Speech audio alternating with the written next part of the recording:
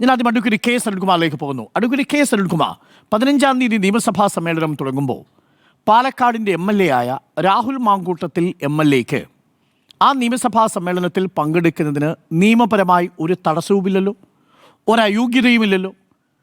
അദ്ദേഹത്തിന് കോൺഗ്രസ് പാർട്ടിയിൽ നിന്നും കോൺഗ്രസ് ലെജിസ്ലേറ്റീവ് പാർട്ടിയിൽ നിന്നും മാത്രമാണ് പുറത്താക്കിയിരിക്കുന്നത്. ഇന്ന് KPCC അധ്യക്ഷൻ പറയുന്നത് അദ്ദേഹത്തിന് ഒരയോഗ്യതയുമില്ല നിയമസഭാ സമ്മേളനത്തിൽ പങ്കെടുക്കാൻ എന്നാണ്. സ്പീക്കറാണ് അദ്ദേഹത്തിൻ്റെ സംരക്ഷണം ഉറപ്പുവരുത്തേണ്ടത് എന്നാണ്. ശരിയല്ലേ? രാഹുൽ മാങ്കൂട്ടത്തിൽ MLAക്ക് നിയമസഭാ സമ്മേളനത്തിൽ പങ്കെടുക്കുന്നതിന് എന്തെങ്കിലും അയോഗ്യതയുണ്ടോ? Advocate K Sarankumar. ഒരു MLA എന്ന രൂപത്തിൽ നിയമസഭാ സമ്മേളനത്തിൽ പങ്കെടുക്കാൻ യാതൊരു തരത്തിലുള്ള അയോഗ്യതയും നിലവിലില്ല.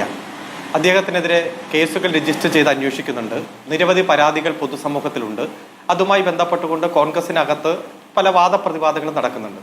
പക്ഷേ ഏതെങ്കിലും തരത്തിൽ നിയമസഭാ അംഗം എന്ന രൂപത്തിൽ അദ്ദേഹം നിയമസഭയിൽ ഹാജരാക്കുന്നതിനെ വിലക്കുന്ന തരത്തിൽ ഒരു തരത്തിലുള്ള ഇടപെടലുകളും മറ്റൊരു ജുഡീഷ്യൽ സംവിധാനത്തിൽ നിന്നോ പോലീസ് സംവിധാനത്തിൽ നിന്നോ നിലവിലില്ല. അദ്ദേഹത്തിന് പങ്കെടുക്കാം. പക്ഷേ ധാർമ്മികമായിട്ടുള്ള ചില ചോദ്യങ്ങൾ പൊതുസമൂഹത്തിലുണ്ട്. കാരണം ഇതുവരെ അദ്ദേഹത്തിനെതിരെ ഉയർന്നു വന്ന ഏതെങ്കിലും പരാതിയുമായി ബന്ധപ്പെട്ടുകൊണ്ട് തിരിച്ചൊരു നിയമ നടപടിയും അദ്ദേഹം സ്വീകരിച്ചിട്ടില്ല. ഏതെങ്കിലും ഉയർന്നു വന്ന ആരോപണങ്ങൾ വ്യാജമാണ് എന്ന് പൊതുസമൂഹത്തിൽ തെളിവുകളോടെ അദ്ദേഹം പറഞ്ഞിട്ടില്ല. അതോടൊപ്പം തന്നെ അദ്ദേഹത്തിന്റെ എന്ന രൂപത്തിൽ പുറത്തുവന്ന വോയിസ് മെസ്സേജുകൾ, ആ വോയിസ് മെസ്സേജ് എന്റേതല്ല എന്ന് അദ്ദേഹം നിഷേധിച്ചിട്ടില്ല. അത് നിഷേധിക്കാൻ അദ്ദേഹം തയ്യാറാകായിട്ടില്ലെന്ന് മാത്രമല്ല, ആ വോയിസ് മെസ്സേജിന്റെ സത്യാവസ്ഥ പുറത്തു കൊണ്ടുവരണം എന്നാവശ്യപ്പെട്ടുകൊണ്ട് അദ്ദേഹം പോലീസിനെയോ കോടതിയോ സമീപിച്ചിട്ടുമില്ല. ഫോറൻസിക് ലാബുകൾ അടക്കമുള്ള ലാബുകളുണ്ട്.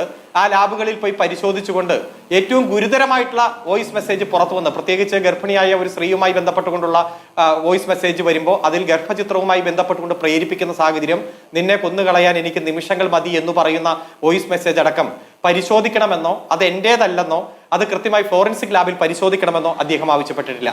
ഈ വാർത്തകൾ പുറത്തു കൊണ്ടുവന്ന മാധ്യമങ്ങൾക്കെതിരെ ഏതെങ്കിലും തരത്തിൽ നിയമ നടപടി സ്വീകരിക്കുകയോ ആ മാധ്യമങ്ങൾ തെറ്റായ വാർത്ത സംപ്രേഷണം ചെയ്തതാണ് എന്ന് കൃത്യമായി തെളിവുകളുടെ അകമ്പടിയോടെ അദ്ദേഹം പറയുന്ന ഒരു സാഹചര്യമോ ഒന്നും ഉണ്ടായിട്ടില്ല. അതായത് അദ്ദേഹത്തിനെതിരെ ഉയർന്നു വന്ന മുഴുവൻ പരാതികളിലും ഉന്നയിക്കപ്പെട്ട സാഹചര്യം അതേപോലെ നിലനിൽക്കുന്ന ഒരു സാഹചര്യമാണ് നിലവിലുള്ളത്. അതുകൊണ്ട് തന്നെ നിയമനിർമ്മാണ സഭ പോലുള്ള ഉയർന്ന സഭയിൽ അദ്ദേഹം വരണമോ, അദ്ദേഹത്തെ വരുത്തണമോ? കോൺഗ്രസിന്റെ പാർലമെന്ററി പാർട്ടി അംഗമായിരുന്നു, നടപടിയെടുത്തു എന്ന് കോൺഗ്രസ് പറയുന്നു. ഒരു കുറിപ്പ് പോലും ഒരു മാധ്യമങ്ങൾക്കും ഇതുവരെ കൊടുത്തിട്ടില്ല. സസ്പെൻഷനാണോ, ഡിസ്മിസലാണോ, അല്ലെങ്കിൽ ഡിസ്ക്വാളിഫിക്കേഷൻ ആണോ, റിമൂവൽ ആണോ, ഒന്നും ആധികാരികമായിട്ടുള്ള ഒരു തെളിവുമില്ല.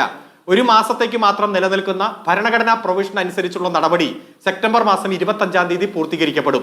അതിനുശേഷം അദ്ദേഹം സ്വാഭാവികമായും ഭരണഘടനാപരമാണെങ്കിൽ തിരിച്ചു വരും. അപ്പൊ അത്തരം ഒരു സാഹചര്യം എല്ലാം ഉള്ളപ്പോൾ അതിൽ തീരുമാനമെടുക്കേണ്ടത് കോൺഗ്രസ് ആണ്, വ്യക്തിപരമായിട്ട് അദ്ദേഹം തന്നെയാണ്. അതുകൊണ്ട് ഞങ്ങളെ സംബന്ധിച്ചിടത്തോളം അദ്ദേഹം നിയമസഭയിൽ വരുന്നതോ വരാതിരിക്കുന്നതോ ഒരു പ്രശ്നമല്ല.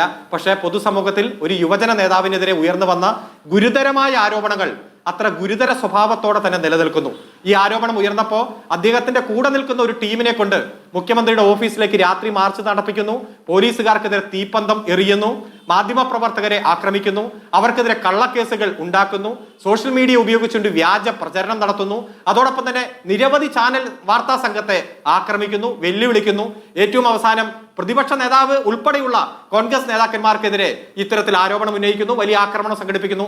ഇതെല്ലാം കോൺഗ്രസിന്റെ ഇന്റേണൽ ആയിട്ടുള്ള വിഷയങ്ങൾ തന്നെയാണ്.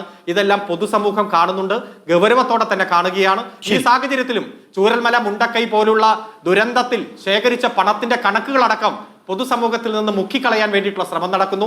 വ്യാജ ID കാർഡുമായി ബന്ധപ്പെട്ടുകൊണ്ടുള്ള ആരോപണങ്ങൾ മുക്കിക്കളയാനുള്ള ശ്രമം നടക്കുന്നു. പക്ഷേ ഇതെല്ലാം ജനങ്ങളുടെ മുന്നിൽ ഗൗരവത്തോടെ തന്നെ ചർച്ച ചെയ്യപ്പെടുന്ന വിഷയമാണ്. അതുകൊണ്ട് കോൺഗ്രസിന് തീരുമാനിക്കാം, വ്യക്തിപരമായി രാഹുൽ മാങ്കൂട്ടത്തിൽ തീരുമാനിക്കാം നിയമസഭയിൽ പങ്കെടുക്കണമോ വേണ്ടോ എന്ന്. പക്ഷെ ഉയർന്ന വന്ന എല്ലാ തെളിവുകളും എല്ലാ ആരോപണങ്ങളും അതേപോലെ തന്നെ അണ്ടർ ഇൻവെസ്റ്റിഗേഷനിൽ മുന്നോട്ട് പോകുന്ന സാഹചര്യമാണ് നമ്മുടെ മുന്നിലുള്ളത്.